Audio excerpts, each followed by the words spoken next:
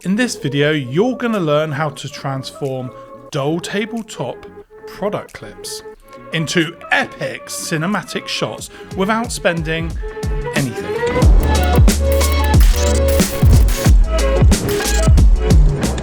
It's time for you to take another tip from the cinematic organisation of Camera Know-How, where we give you one tip at a time. And in today's video, it's more of a budget hack that will transform your product videos and photography to the next level.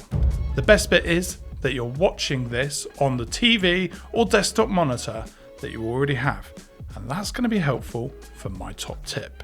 Now, this simple DIY upgrade will create the perfect artificial set and will give you the ability to place your product in pretty much any setting your imagination can dream up. And as we say at the cinematic organisation of Camera Know-How, dream big because size matters. I just made that up, nobody said that. The basics you will need for this setup are a TV or monitor, and the camera gear and lighting that you already shoot with. If you want to know my full equipment list for this video, you can get all the information on our blog or by following the links below. So let's walk through my setup. You can see I have my monitor placed behind a table that I usually use for our product shots. On the table, I have some accessories that can level up this video production. There is a motorized slider, a manual curve slider, and a motorized turntable. Now, any of these will bring another level of interest to our end video. So if you've got any of these, great, use them. If you don't, then don't opt out. These are just an added extra.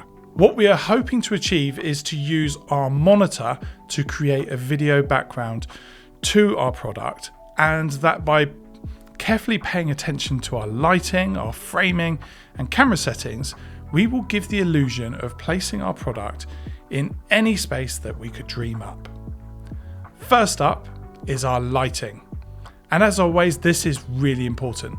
First, we don't want to get any reflections on the TV or monitor that we're using.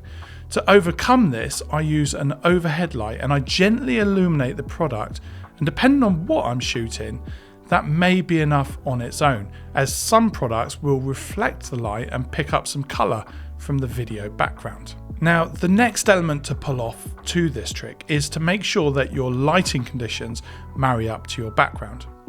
If you have RGB lights, try to replicate colour and gently light your product from the sides. If not, you could try and use coloured gels over your LED lights. The important thing here is to experiment with your lighting until you get the light that helps sell the illusion that we're creating. Once your lighting is set, you're ready to start filming. If you've got access to any of those additional items that I mentioned earlier, now's the time to be using them. That added layer of movement, such as sliding and rotating, well, it adds a real dynamic addition to the finished shot. For playback on a TV, I'm personally using a Google Chromecast. That's controlled via my phone, and for the monitor, I can shoot this on my desk setup or by connecting it to a MacBook. Of course, you can use pretty much anything for your TV or monitor. Just be careful to ensure that you're not using copyright material in your background videos. That is one surefire way of undoing all of this hard work. Finally, don't be afraid to adjust the height of your TV or your tabletop to get the best position. Also consider the filming angle to fully create the illusion of the product being in this artificial environment. Some textured backgrounds work better with the product being dead center and filming flat and level, but play with what works best for you and the shot that you're trying to create. Well, that's it, my sneaky little tip given to you to transform your dull tabletop product videos into epic cinematic product shots, all from your home studio. Remember, if this top tip was enough to make you want more cinematic organisation Camera Know-How in your life, then ring that bell and remember that thumbs show love. Be careful where you put them. Bye!